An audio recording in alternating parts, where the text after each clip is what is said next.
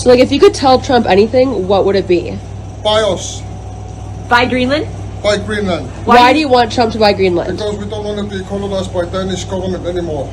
We get ripped every year about our minerals from Greenland. We are the richest nation in the world, and we don't get to use it. Denmark's using us too much. Do you like America? I love America, but people are too fat over there. Well, I'm not too sure about what that last part was, but the first part was clear enough. There is a growing sentiment among Greenlanders that they are ready to join forces with the United States in what scholars are calling a rising civilization state. MAGA is going global, and we're going to see exactly what this means for a new civilizationalist world order that is finally defeating globalism and consigning it to the ash heap of history where it belongs. Hey, gang, it's me, Dr. Steve, your Patriot Professor, celebrating along with you the rise of the new golden age. It's already changing the world map like never before, so make sure to smack that bell and subscribe button. A very Merry Christmas to all our Orthodox brothers and sisters from around the world who are celebrating today according to the older Julian calendar. My son, who's a total geopolitical nerd, he's the one that was studying abroad in Athens last semester. He smiled at me last night and he said, "Hey, Dad, you know it's Christmas Eve, right?" So yesterday was the 6th, Epiphany in the Western calendar, sometimes called Three Kings Day, or as we say in the Orthodox Church, Theophany. But it's also Christmas Eve for those on the older Julian calendar. So regardless, a blessed Christmas season to all. Christ is born.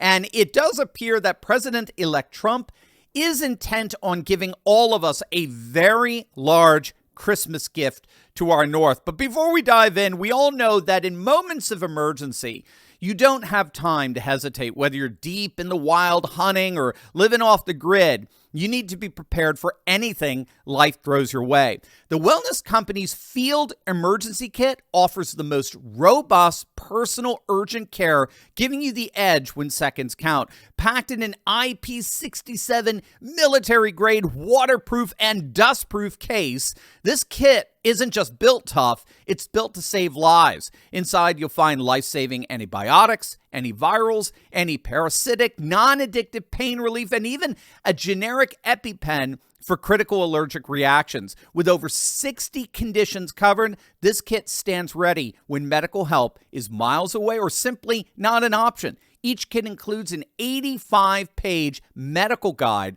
written by the wellness company's medical board, guiding you step by step to handle emergencies with confidence. It's designed for adventurers, survivalists, and anyone who refuses to leave their safety to chance. Gear up with the Field Emergency Kit today, because when the unexpected happens, you won't just survive, you'll conquer it. Click the link below and use code Turley to save up to $180. You heard that right, $180. Click on that link below right now. As you can see, Don Trump Jr. has just landed in Greenland. He's visiting the Danish territory as his father continues to suggest that the United States will indeed take control of the single largest island on the planet. President-elect Trump took to Truth Social and said, quote, "I'm hearing that the people of Greenland are MAGA. My son, Don Jr., and various representatives will be traveling there to visit some of the most magnificent areas and sites. Greenland is an incredible place, and the people will benefit tremendously if and when it becomes part of our nation. We will protect it and cherish it from a very vicious outside world. Make Greenland great again." Now, what appears to be happening here behind the scenes is a twofold strategy. First, Trump officials are very clearly stoking anti-colonialist sentiments that already exist among Greenlanders. So Greenland's prime minister is now openly calling for independence from Denmark and removing what he calls the shackles of colonialism. So like I said, Greenland is the world's largest island. It has a population of about 60,000. It was and it remains a Danish colony, but it became self-ruling with its own parliament back in 1979. It does remain a territory of Denmark, with Copenhagen exercising control over its foreign and defense policy. The problem, of course, is Denmark, like most European nations today, unfortunately, Denmark is completely economically stagnant. It's politically paralyzed. It's culturally numb. It's under the thumb of the EU, and it's largely lost its dynamism. So clearly there's a rising sentiment among Greenlanders that they can do better by going fully independent. And then the second step is to get them to align with and join up with the United States and participate in the dynamism, the economic and political dynamism that comes along with that. So if Greenland holds some kind of referendum that asserts their independence from Denmark, I mean, gang, all bets are off. All bets are off. Trump really looks like he can pull this off. Now, why is he doing this? Well, there are a couple of reasons. Geopolitically, Russia is completely dominating the Arctic. And the more Russia occupies the Arctic, the more they file to have the region recognized as their own. And they're going right up to the borders of Greenland and Canada. And they file for recognition with the United Nations, which they are doing. And so Trump sees acquiring Greenland as an important hedge in the balance of power with Russia in the Arctic region. He sees it very much, Greenland is very much a part of the national security of the United States and Canada. It's geographically situated in the sphere of North America, and it would be an important Arctic buffer to Russian expansion militarily and economically. But there's something even deeper going on here. And we talked about this over our Christmas break in a video I did then. The New York Post has a very interesting piece on Trump's quest to acquire Greenland, where they mention that Trump sees expansion and growth as the key to any rising empire. And yes, he used that term, empire, at least according to the New York Post. In other words, for Trump, and again, this according to the Post, for Trump, if empires fail to grow, if empires fail to expand, they inevitably contract and decline. And Trump is concerned that the Biden administration basically killed American dynamism. And he believes that in a world of rising civilization states, which we'll talk about in a second, which basically are modern or better archaeomodern empires. Civilization states are basically archaeomodern empires.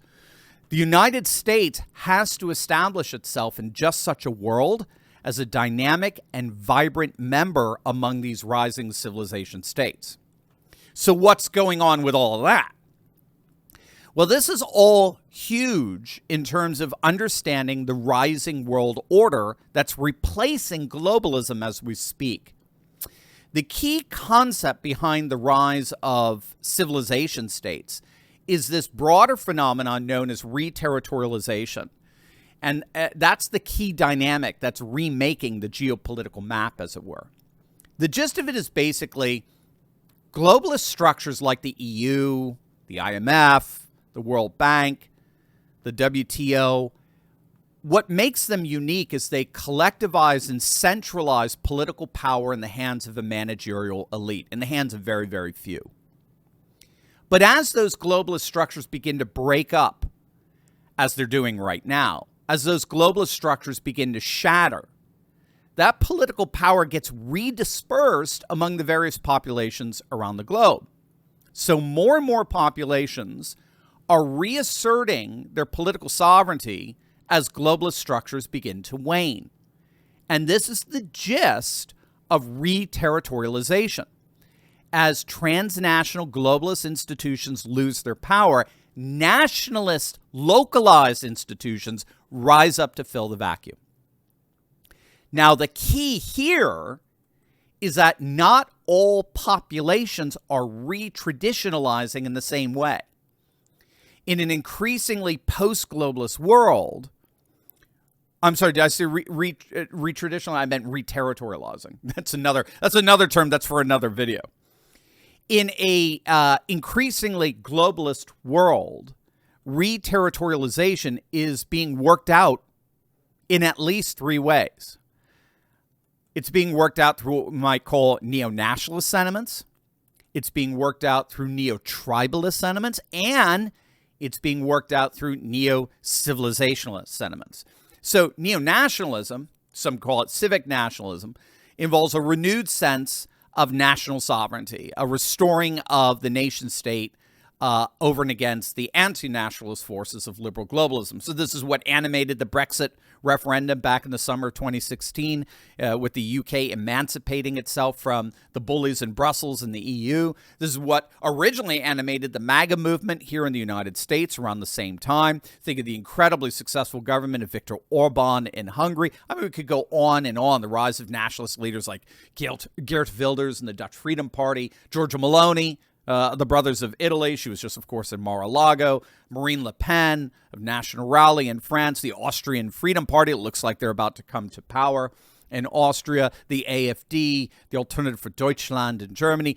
These all represent a thoroughly neo-nationalist reterritorialization, where they want to reclaim national sovereignty as over and against the anti-nationalist processes of globalization.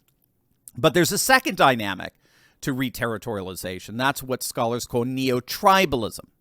So this is what the sociologist Michel Maffesoli predicted would characterize this more post-globalist world order.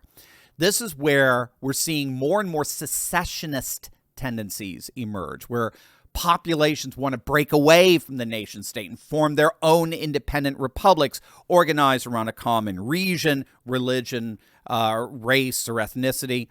Over 35 nations have been added to the world map since the fall of the Soviet Union in 1991, which is exemplative of this more separatist or tribalist outworking of reterritorialization. This is, frankly, gang, this is exactly what we're seeing in the Donbass region in eastern Ukraine and the breakaway republics of Donetsk and Lugansk.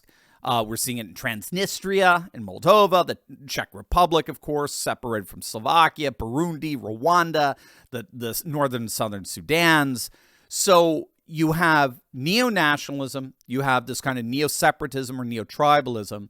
But thirdly, this reterritorialization is giving rise to what scholars are calling civilization states. And these are states that are redrawing their boundaries around ancient civilizational spheres like the Slavic Orthodox world of Imperial Russia and the Sino-Confucian sphere of ancient China and the rise of Hindu nationalist India, Neo-Ottoman Turkey. Now, the key with civilization states is that unlike globalist structures, their point of organizational unification is not centered on, transnational political and economic protocols, on scientific systems like we see with, for example, the WTO or the IMF. Instead, the central focus of civilization states is culture, particularly cultural unity, historical continuity, and the promotion of a shared identity among their citizens. Civilization states are worlds within the world. That's key. Civilization states are worlds, holistic worlds within the world. Worlds, plural, within the singular world. A sovereign, often multinational sphere that's united by a common core cultural identity. Orthodox identity in Russia, right? Sino identity in China. Indian identity. Shiite identity. Sunni identity. Ottoman, and on and on. Again, these are worlds within the world. Sovereign civilizational spheres that forge their own autonomous society that's governed by common cultural, historical, and religious ties. So China's emphasis on Confucian values and Russia's appeal to Orthodox Christianity serve as foundational elements in their respective national identities and foreign policies. And that is precisely what appears to be happening here with the MAGA movement.